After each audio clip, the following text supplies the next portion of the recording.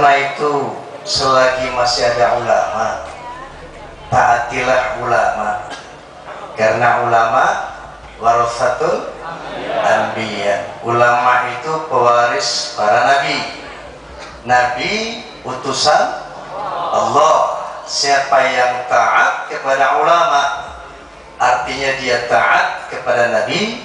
Siapa yang taat kepada nabi, artinya dia taat kepada Allah Subhanahu wa ta'ala. Dalam hal ini saya ingin mengingatkan sebuah hadis Rasulullah SAW. Qala Nabi SAW, yafirruna minal ulama wal fuqaha, ya'ti an-nas zamanun yafirruna minal ulama wal fuqaha, fayabtalihum Allah ta'ala bi thalathi baliyat. Al-ula turfa'ul barakatu min kasbihim, wa thaniyah yusallitallahu alaihim sultanan zaliman, wa thalithah yakhrujuna minad dunya bighairi iman. Atau kama qala Rasulullah sallallahu alaihi wasallam, akan datang satu zaman di mana nanti umat Islam akan lari dari ulama dan fuqaha. Akan datang satu zaman di mana umat Islam nggak peduli lagi fatwa ulama. Bahkan ini memang ada didesain seperti itu. Ada upaya-upaya memisahkan umat dan ulamanya, memisahkan santri dari kiainya. Kalau hal ini terjadi, kalau umat sudah tidak lagi mau mendengar fatwa ulama, fayabtaliyahumullahu ta'ala bi thalathi baliyat, maka Allah akan menurunkan 3 bencana. Al-ula turfa'ul barakati min kasbihim. Bencana yang pertama adalah akan dicabut keberkahan dari upaya mereka. Mau sehebat apapun pembangunan, mau sekaya apapun rakyatnya, kalau itu mereka lari dari fatwa ulama, maka kagak bakal ada keberkahan di dalam harta dan jabatannya. Yang kedua, wathaniyah yusallitullahu alaihim sultanan zaliman, akan diutus kepada mereka pemerintah, penguasa yang zalim. Siapa penguasa yang zalim itu? Penguasa yang zalim adalah penguasa yang material oriented, yang cuma memikirkan pembangunan materi dan melalaikan pembangunan ukhrawi. Biarkan zaman berubah, akidah jangan goyah. Silahkan masa berganti, keyakinan jangan mati. Kondisi dasarnya iman. Yang jadi pejabat, jadilah pejabat yang beriman. Jadi pengusaha, jadilah pengusaha beriman. Jadi seniman, seniman beriman. Jadi jenderal, jenderal beriman. Kalau iman kondisi dasarnya, insya Allah aman. Saya bangga. Berapa waktu lalu saya tabligh akbar di Sibolga, Tapanuli Selatan, Sumatera Utara, bersama dengan Pak Faisal Tanjung. Saya bangga tuh, ada jenderal bintangnya 4, jabatannya Panglima ABRI, tabligh akbar sama Zainuddin MZ. Sambutannya saya dengarkan bagus. Ketika datang waktu sholat, saya lihat sholatnya khusyuk. Jenderal berbintang 4, sholatnya khusyuk. Di kampung saya baru jadi hansip berhenti sholat. Gawat.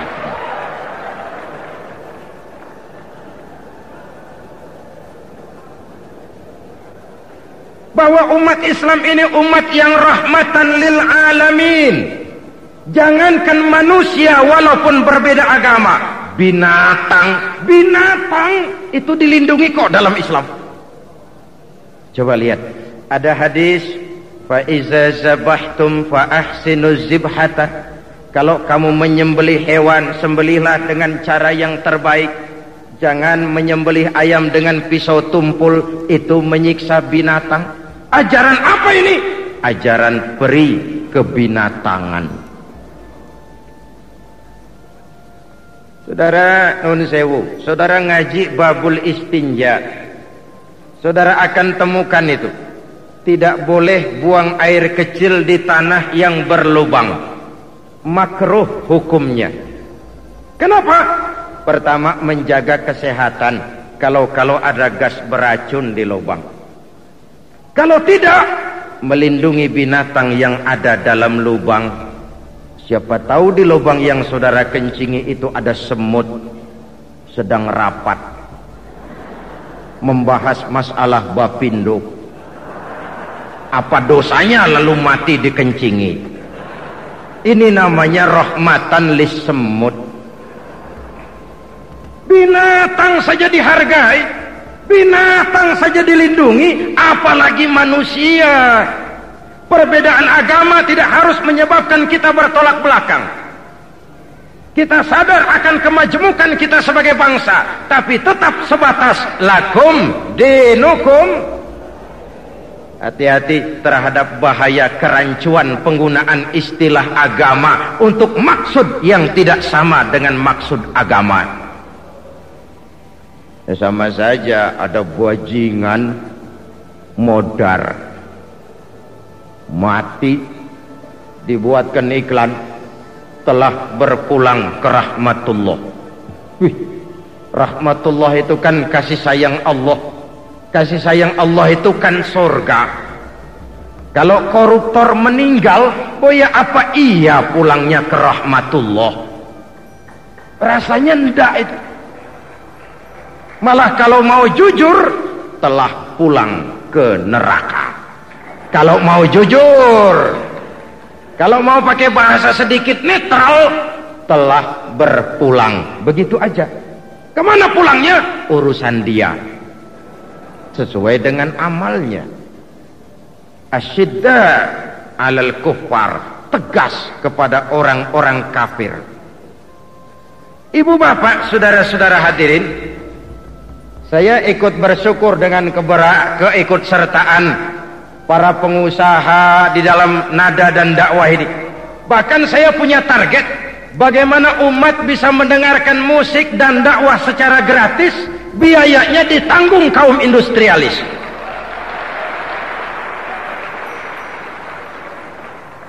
Saya bisa saja kayak tadi pidato di Gempol, di dusun terpencil itu. Saya bisa ceramah, saudara-saudara, waspadalah terhadap rampok-rampok iman. Jaga iman baik-baik. Sekali la ilaha illallah, selamanya la ilaha illallah. Sekali Islam, sampai mati tetap Islam. Sanggup? Tentu mereka jawab, sanggup. Selesailah pengajian. Pulanglah saya ke Jakarta. Kembalilah mereka ke rumah masing-masing. Sampai di rumah baru terasa perut lapar. Mau makan tidak ada nasi, mau masak tidak ada beras. Zainuddin sudah pulang ke Jakarta. Datanglah Romo Pastur, datanglah Tuan Pendeta, datanglah Ibu Suster. Tidak usah pidato, mereka bawa supermi, beras, pakaian. Pidato saya yang 2 jam menggelegar, berkobar, membakar. Dalam waktu 5 menit habis digusur oleh superminya Romo Pastur ini. Kapan-kapan Indofood ikut saya dakwah ke daerah terpencil, bawa sarimi.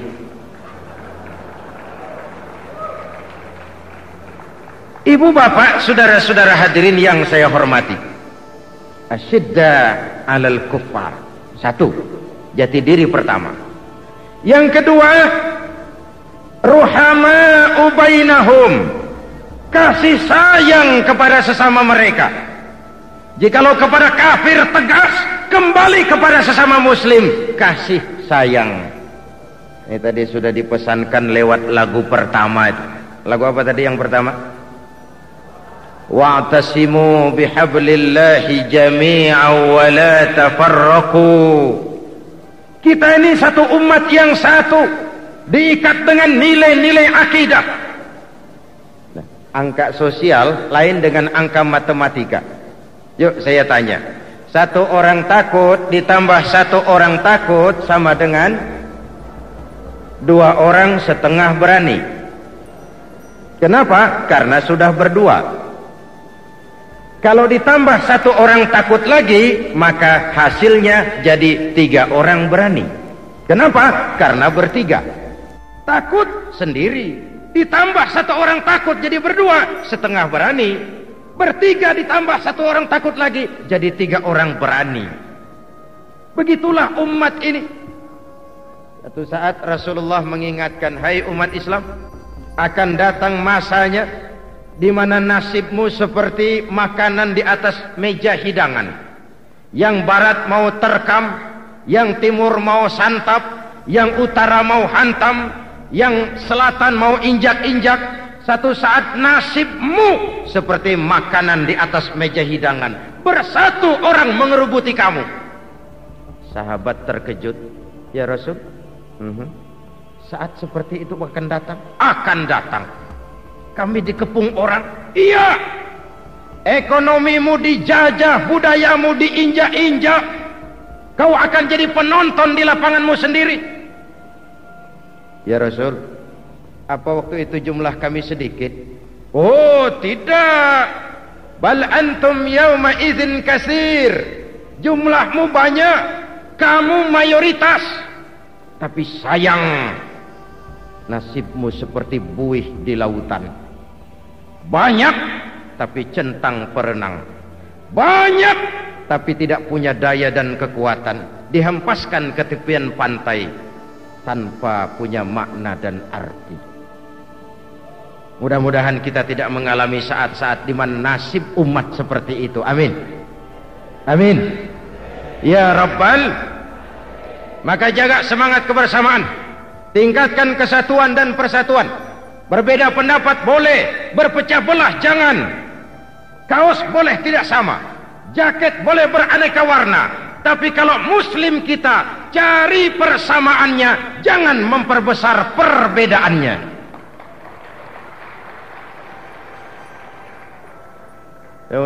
Saya sampai malam ini masih diselidik-selidiki orang. Pak Zainuddin itu sebenarnya P3 apa Golkar sih? Kalau PDI rasa-rasanya enggak lah. P3 apa Golkar sih? Malahan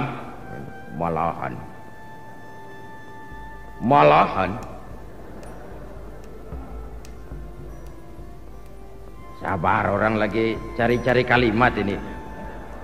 Malahan Desember kemarin ketika saya masih umroh di Mekah, koran-koran di Jakarta udah bikin rame. Haji Zainuddin MZ bakal calon ketua umum P3. Saya baca koran di Mekah ketawa, ini badut apa lagi. Pulang umroh saya terpaksa punya PR. Saya kumpulkan teman-teman wartawan, saya bikin rilis. Kata saya, sampai hari ini makhluk bernama Zainuddin tidak keluar dari orbitnya. Saya adalah saya yang tidak kemana-mana, tapi insya Allah saya ada di mana-mana. Itu saja. PDI bikin tablik akbar, saya ngisi di Granada, Senayan. Seumur-umur baru kali itu PDI selawat badar. Golkar ulang tahun, saya tablik akbar. P3 ulang tahun di Gelora Senayan, saya ngisi pengajian. Saya tidak kemana-mana, tapi insya Allah saya ada di mana-mana. Kenapa tidak kemana-mana? Karena sekarang sudah musim asas tunggal Pancasila. Kenapa ada di mana-mana? Saya terlanjur mencintai umat ini. Ini sekian banyak yang hadir malam ini di sini, saya ngerti ini ada orang P3 di sini. Ada apa enggak? Ada apa tidak? Yang mana? Ada. Barangkali juga ada yang Golkar, ada yang PDI. Saya enggak ngurusi. Itu urusan saudara. Saudara mau pilih P3, pilih Golkar, pilih PDI, itu hak saudara. Saudara mau pakai kaos hijau, kaos kuning, kaos merah, itu urusan saudara. Urusan saya. Apapun pilihanmu, apapun kaos, jaket, lambang dan benderamu, jikalau engkau muslim, kau saudaraku. Ayo berjuang untuk Islam di negara yang kita cintai ini. Itu kepentingan saya. Tetapi saudara-saudara, dalam hal yang satu ini, saudara-saudara jangan nyontoh saya. Nanti selesai nada dan dakwah pulang lalu teriak-teriak, saya tidak kemana-mana, tapi saya ada di mana-mana. Nek semua begitu, bingung pemerintah. Cukup saya saja yang begitu. Saya punya kepentingan. Saya terlalu ingin melihat umat ini bersatu, melupakan perbedaan dan mencari persamaan. Selama ini kan ukhuwah kita kaitkan dengan idiom formal. Ukhuwah itu kaos, kalau kaos tidak seragam tidak temenan. Ukhuwah itu jaket, kalau jaket tidak sama tidak saudaraan. Kuno. Akhirnya kita sektoral. Kiai kumpul sama-sama kiai, bikin grup-grup kiai.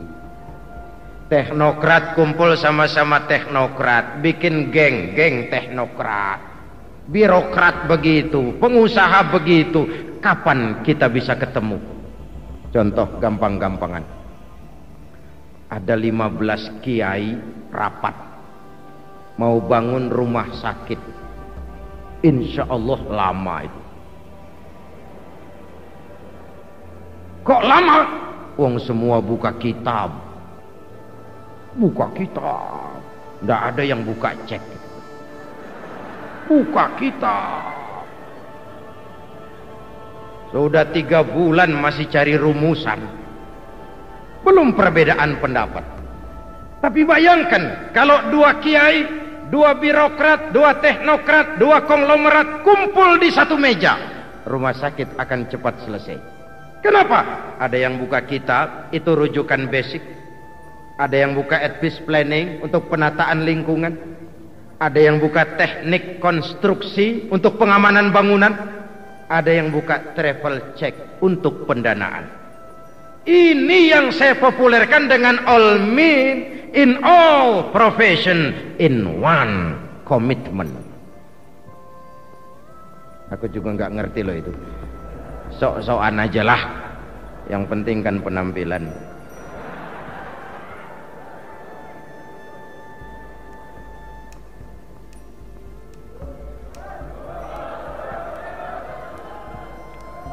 Iya, saya cuma lihat jam.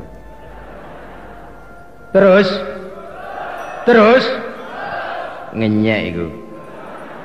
Ini Ustadz Bung, bukan tukang parkir. Terus barangan.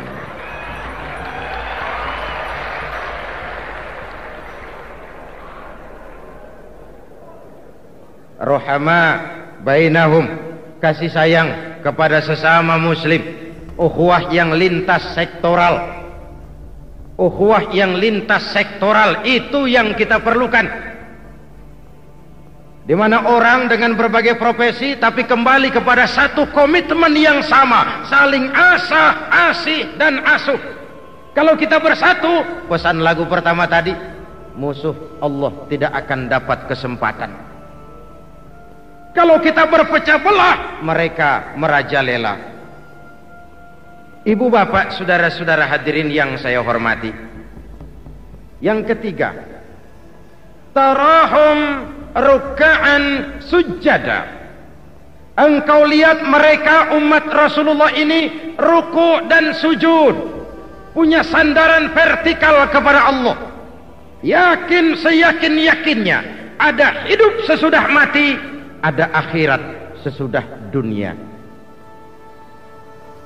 Satu saat dalam perjalanan kembali ke tanah air, dalam pesawat di sebelah kanan saya duduklah seorang Jerman,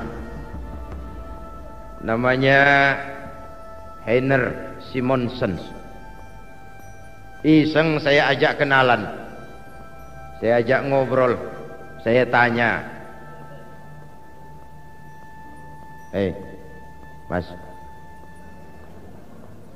Mas Heiner, ini kalau pesawat yang kita tumpangi ini jatuh ke bawah, kira-kira apa yang akan terjadi ya? Oh, Kita semua akan mati, dia bilang. Oh gitu ya? Iya. Apaan sih mati itu? Loh, untuk tahu apa itu mati, kita harus tahu lebih dulu apa itu hidup. Saya pikir ini bule pinter ngomong juga. Oke. Apa hidup menurut Anda itu? Hidup itu dia bilang kalau seluruh anggota badan kita bekerja secara normal. Paru-paru memompa darah normal, jantung berdetak normal, sel-sel tubuh bekerja normal, dan organisme tubuh hanya bekerja normal kalau kita memberi makan yang cukup, menu yang teratur, dan gizi yang lengkap. Jadi kesimpulannya apa saya bilang? Dia jawab seperti umumnya jawaban orang-orang kampung dia. Hidup adalah dari tangan ke mulut. Life is from the hand to the mouth. So, masalah hidup tidak lebih masalah isi perut. Orang pergi pagi, pulang sore, peras keringat, banting tulang, perut yang dibela. Kalau sudah kemari berpikir orang, apa gunanya rukuk dan sujud? Saya bilang, you are wrong. Sampean salah, ner. Kenapa? Kambing di kampung saya juga begitu pikirannya itu. Kambing apa sih? Wedus. Itu kalau perutnya sudah kenyang, sudah hidup dia. Perkara besok bagaimana, bulan depan ada apa, tahun depan prospeknya bagaimana, kerbau, sapi, kambing, tidak pernah mikir. Kamu salah, ner. Kamu orang Islam bukan sih? Bukan. Pantas. Tadinya ya. Lalu apa kamu? Kristen? Tadinya.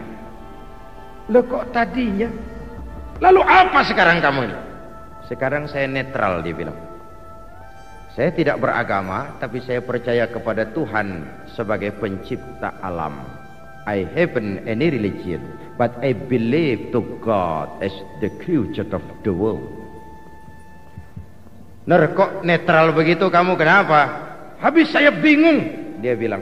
Islam itu katanya baik, Kristen baik, Hindu Buddha baik, Konghucu baik, semua agama baik. Saya netral sekali, tidak beragama, tapi saya percaya kepada Tuhan.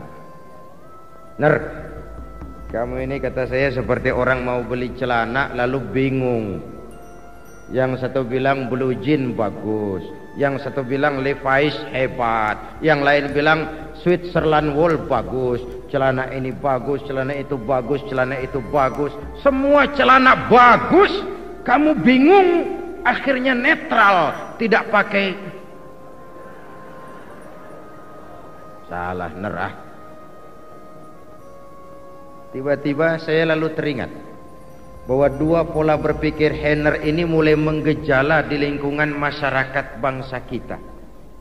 Pertama, munculnya manusia-manusia akustik, Tuhan yes, agama no, dan ini berangkat dari keyakinan bahwa semua agama sama. Yang kedua, munculnya paham materialis, hidup dari tangan ke mulut. Masalah hidup tidak lebih masalah isi perut. Benar kata Imam Ali, orang yang hidupnya hanya memikirkan perut, maka nilainya tidak akan lebih tinggi dari apa yang dikeluarkan oleh perutnya. Tidak usah dijelaskan lagi, terlalu jelas. Orang yang hidup hanya memikirkan perut saja, harga dirinya tidak terlalu jauh dengan apa yang dikeluarkan oleh perutnya. Jangan korbankan keabadian akhirat dengan kesenangan dunia yang cuma sebentar. Ada hidup sesudah mati, ada akhirat sesudah dunia. Umat ini ruku dan sujud punya sandaran vertikal kepada Allah. Kalau hidup sudah mulai digantungkan kepada manusia, bersiaplah untuk kecewa.